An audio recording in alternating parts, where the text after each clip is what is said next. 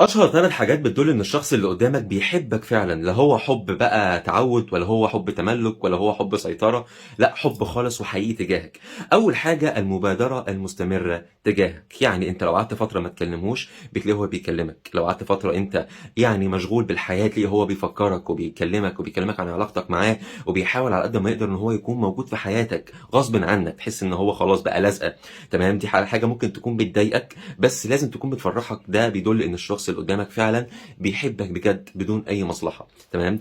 تاني حاجه هو الشغف في التفاصيل، يعني طول ما انت بتكلمه بيسالك اكلت ايه النهارده، عملت ايه، انت بتعمل ايه دلوقتي، عملت ايه امبارح، احساسك عامل ازاي دلوقتي، بتفكر في ايه، كذا كذا. الشغف في التفاصيل ده اللي بيدل ان الشخص فعلا مهتم بامرك بشكل كبير جدا. على الصعيد التاني ممكن نلاقي ناس بتكلمك تحس ان المكالمه تأدية واجبه خلاص، ان هو بيسمع اكتر ما بيتكلم، ما بيتكلمش هو بس بيسمع منك ها ها ها خلاص شكرا مع السلامه. فانت من جواك بتحس طب هو دلوقتي اهتم بس في حاجه ناقصه، اللي هو المفروض بقى مكنون الاهتمام نفسه. فاول حاجه المبادره المستمره، تاني حاجه الاهتمام بالتفاصيل، تالت حاجه ودي اهمها وان هي بيخاف على زعلك، يعني طول الوقت بتلاقيه وانت بتتكلم معاه لو جربت مثلا تتقمص او تبين له مثلا التغيير في نبره الصوت بالنسبه لك، ولقيته اخد باله وباين لك ان هو اخد باله وبيقول لك انت زعلت مني، او اللي هو مالك، كلمه مالك دي حط تحتها 30 40 الف خط، ده بتدل ان الشخص اللي قدامك فعلا مهتم بامرك بشكل كبير.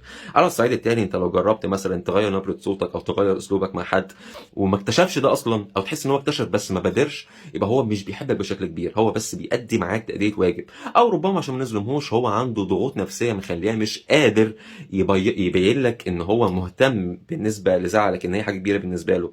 بس برضو ارجع واقول عشان اكون منصف، حتى لو كان مشغول، حتى لو كان عنده ظروف، حتى لو كان ايه بالذي منعه ان هو يقول لك مالك، دي حاجه ما نقدرش نقول عليها مقياس ابدا. الحاجه شبه كده في ناس بيبقى عندها ضغوط الدنيا كلها بس بتفضل ان هي تخاف على زعل الشخص اللي قدامها.